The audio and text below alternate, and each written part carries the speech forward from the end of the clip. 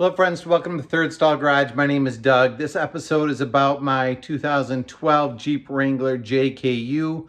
The heated seats are not working, and we're gonna diagnose and try to come up with an affordable, easy solution with aftermarket parts because the factory parts are in back order and are pretty expensive. Stay tuned, let's figure out how we did this.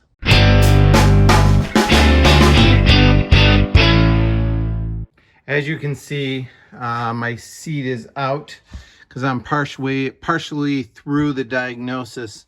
But my Jeep has the stock seat heaters in it. That came, it's a Sahara edition. And the lights come on, they stay on, but neither the driver nor the passenger seat gets hot at all. So in order to try to diagnose that, we are going to first start by measuring the resistance across the heating pads in the seat. So the seats come off 4 18-millimeter bolts. You've got an impact gun. They come out really easily. Then you've got one wiring harness adapter right here. And then you basically be able to lift the seat right out. The bottom of it, there are two plugs right here that feed the harness. This one goes to the seat back. So this pigtail here is the heating element on the back. This pigtail right here that I've cut off is the butt warmer, the seat heating element.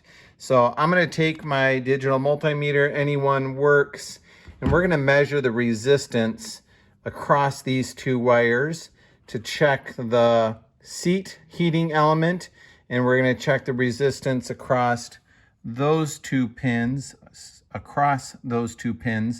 to measure the resistance on the back element or the seat back element.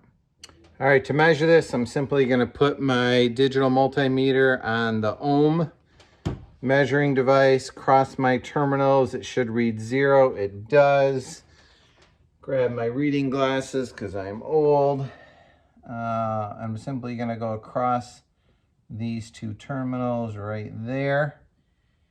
And I am reading 0.395 kilo ohms, which is 395 kilo ohms. So let's measure this one and see what this one measures. So I'm going to put, doesn't matter whether you go left to right or right to left, you just got to make sure you get one on each.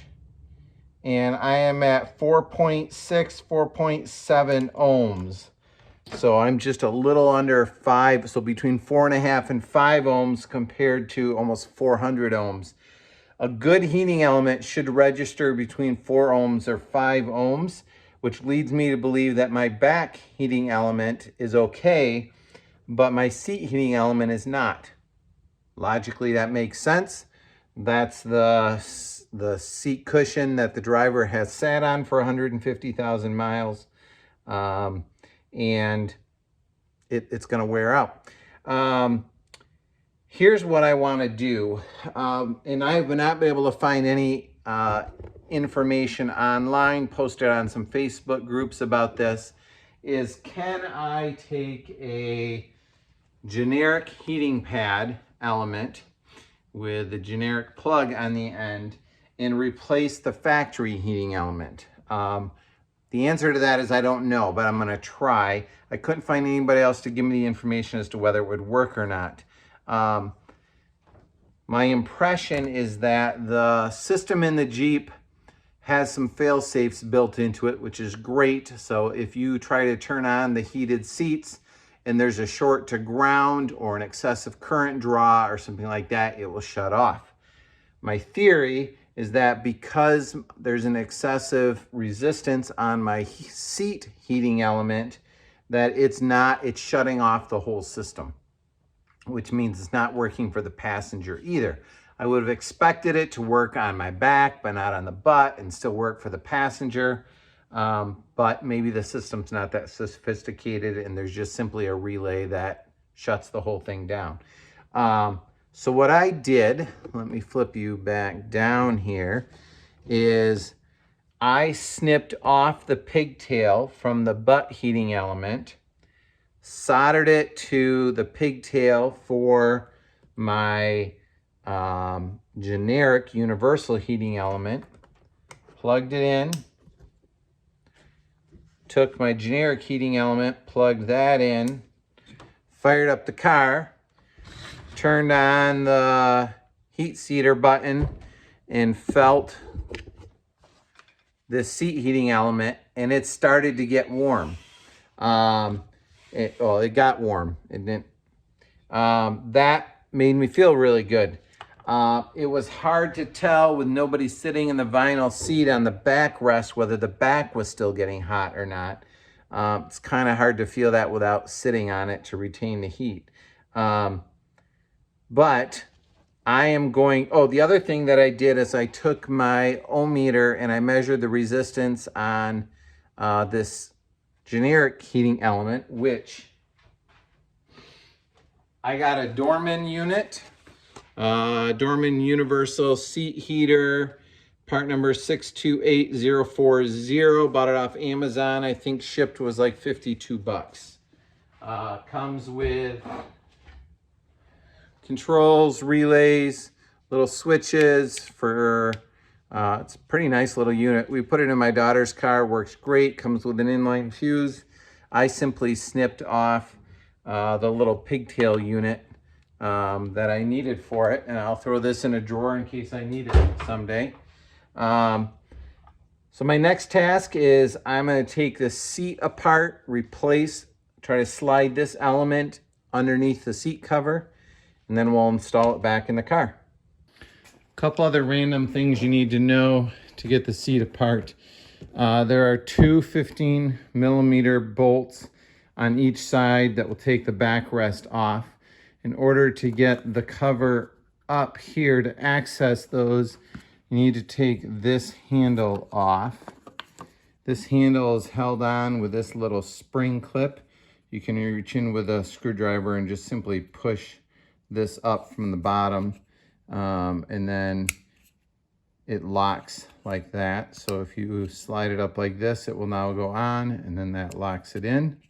And then there is a Torx T45 bit right here, bolt right here that holds your seat belt on. In order to get it out of the Jeep, you'll need to take that off. Pretty simple. I believe in you, you can do it. When you're done, you just gotta fold everything back down and hook all the clips back in. So here's my generic seat heating element. There's a sticky side. These tabs come off. I've already removed this one, so that's how you know the side that goes down. Pull the cover up as far as you can. I think this blue is the previous heating element. I can see a burn melt spot right there, so that makes me think that that's the spot where it went bad. My next task, and there's really no simple way to do it, easy way to do it, is I just need to slide this guy in as far forward as I can. I don't think those adhesive tabs are that critical. Once it's in there, it doesn't really go anywhere. But I did want to pull that front edge off if possible. So now I'm just going to struggle with this, shoving it all the way in, and then we'll figure out how to run the pigtail afterwards. It's just going to take a little time and effort. Keep reaching in. After I get it in, then I'll reach under and pull these paper strips off. All right, here's try number 2 to get this seat heating element in. I sandwiched it in some stiff cardboard. I'm gonna see if I can slide it in this way, and then one by one, slide the cardboard out. Maybe I cut my cardboard a little too wide. Maybe not.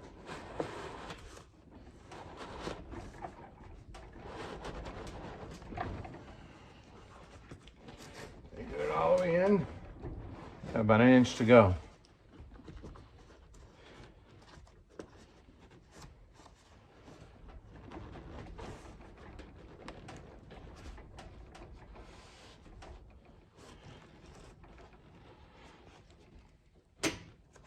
All right, now the trick is gonna get the cardboard out.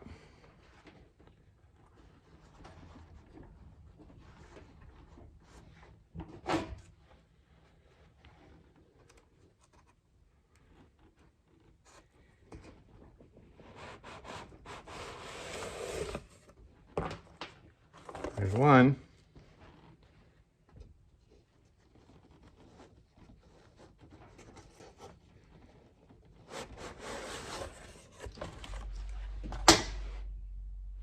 Success. Just finished taking the Jeep out for a test drive with my wife and family. It's Christmas. We went and cut down a Christmas tree.